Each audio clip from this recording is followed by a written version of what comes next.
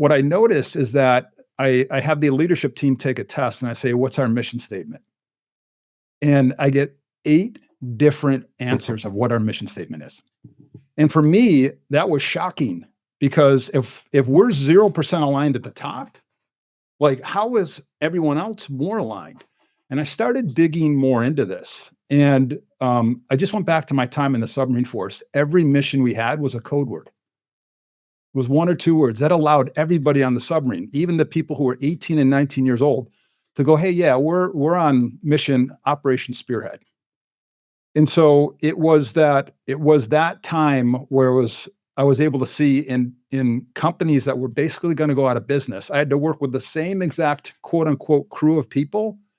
When I put the mission statement into a code word, I tapped into something that released this tremendous human potential that sits inside every single one of us.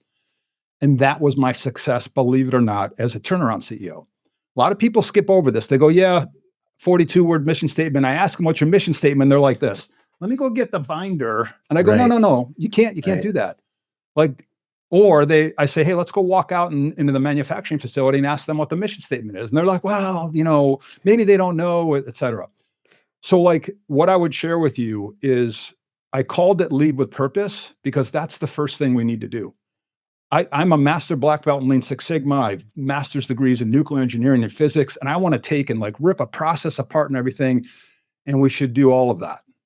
All of that is way less powerful if our people don't give a crap about their job or they don't feel like they belong to something bigger than themselves. And so, that's right.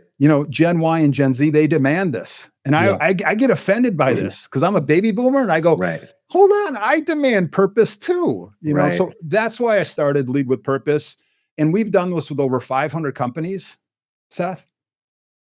What percentage do you think those companies are aligned on their mission statement? We've done this test with over 500 companies. 10%. I don't know. 9%. 9%. 9%. Yeah. Like, would you climb Mount Everest with a team that's only 9% aligned? No. You just wouldn't. And so why are we leaving that up to chance? And so that's why I started Lead with Purpose, because we have to first lead with purpose. Then everything else becomes a lot easier for us as leaders. It seems like the code word is really like a shorthand, right? Almost that represents something much bigger, because when you think mission statement, I don't want to be predisposed here, but at least I can speak for myself. Yeah.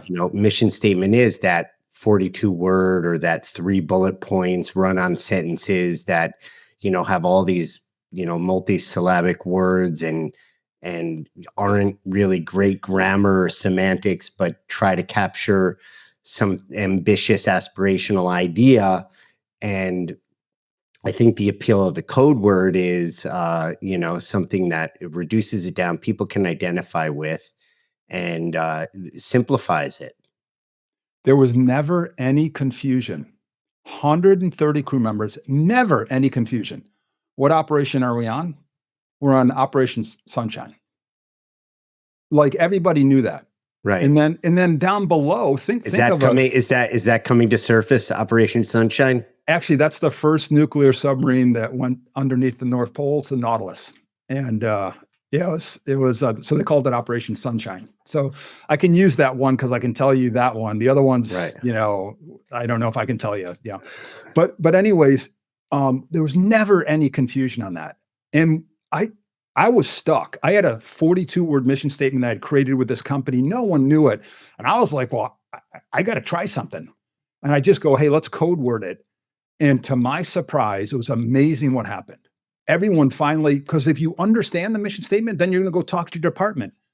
And you're going to be explaining. When you got 42 words and it's about returning shareholder value and being the most excellent is like, blah. It's like Charlie Brown's teacher, like blah, blah, blah, blah, blah.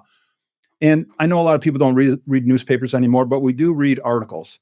And what happens is you have a headline. Have that. You can have the longest description you want down below it. That's okay still. But create a headline so everybody knows it. And then once everybody knows it, then you can start building stories on top of it. And that's when you hit their heart of like, hey, why we do what we do and the impact we're making in the world. It's, the simplicity just brings clarity. And again, it enables us to really focus a little bit more.